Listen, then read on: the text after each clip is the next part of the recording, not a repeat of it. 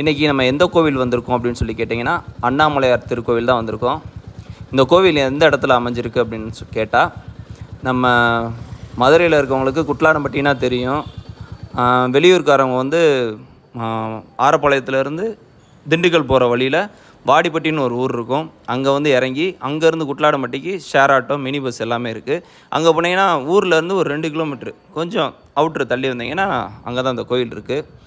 வாரத்தில் எல்லா நாளுமே திறந்துருக்கும். நம்ம போனோம்னா நிம்மதியாக சாமி கும்பிட்டு வர்றதுக்கு ஒரு சிறந்த இடம் இது.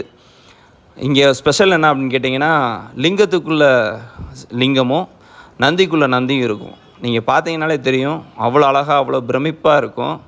இது ஒரு ப்ரைவேட் ப்ராப்பர்ட்டி தான். ஒரு அண்ணாமலையாரால் ரொம்ப ஈர்க்கப்பட்ட ஒருத்தர் கட்டின கோயில் தான் இது.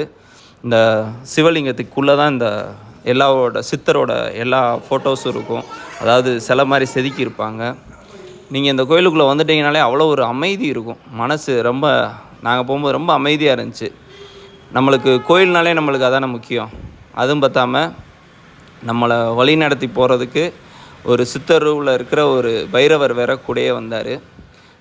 உள்ளதான் அவர் படுத்திருந்தார். ஒரு இண்டிபெண்ட்டான ஒரு கோயில்னால் நான் இதை சொல்லுவேன்.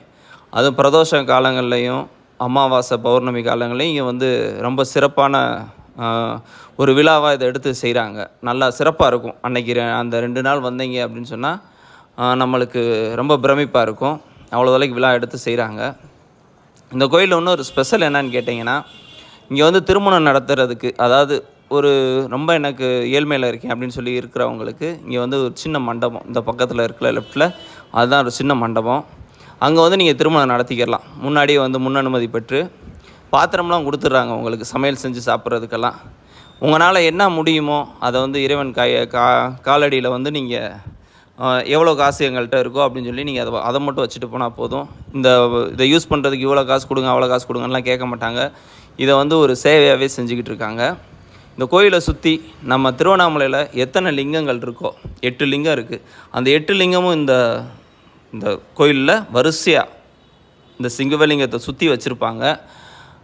நம்ம பார்க்குறதுக்கே நம்ம அப்படியே ஒரு திருவண்ணாமலை போனவங்களுக்கு தெரியும் அந்த லிங்கங்கள்லாம் எங்கெங்கே எப்படி எப்படி இருக்குன்னு. அதை வந்து ஒரே லிங்கத்துக்கு கீழே சுற்றி பார்க்கும்போது ரொம்ப சந்தோஷமாக இருந்துச்சு. பரவாயில்லடா, நம்ம மதுரை பக்கத்தில் ஒரு அண்ணாமலையார் கோயிலவே வந்து இவ்வளோ அழகாக உருவாக்கியிருக்காங்கன்னு. பொதுவாக வந்து சிவனை வந்து நம்ம சில இடங்கள் இருக்குது, அதாவது சதுரகிரி, திருவண்ணாமலை, இங்கெல்லாம் வந்து நம்ம போகணும்னு நினச்சா உடனே போக முடியாது. நீ வா அப்படின்னு சொல்லி அவர் கூப்பிடணும். சிவன் கூப்பிட்டா தான் நம்ம அந்த இடத்துக்குலாம் போக முடியும்.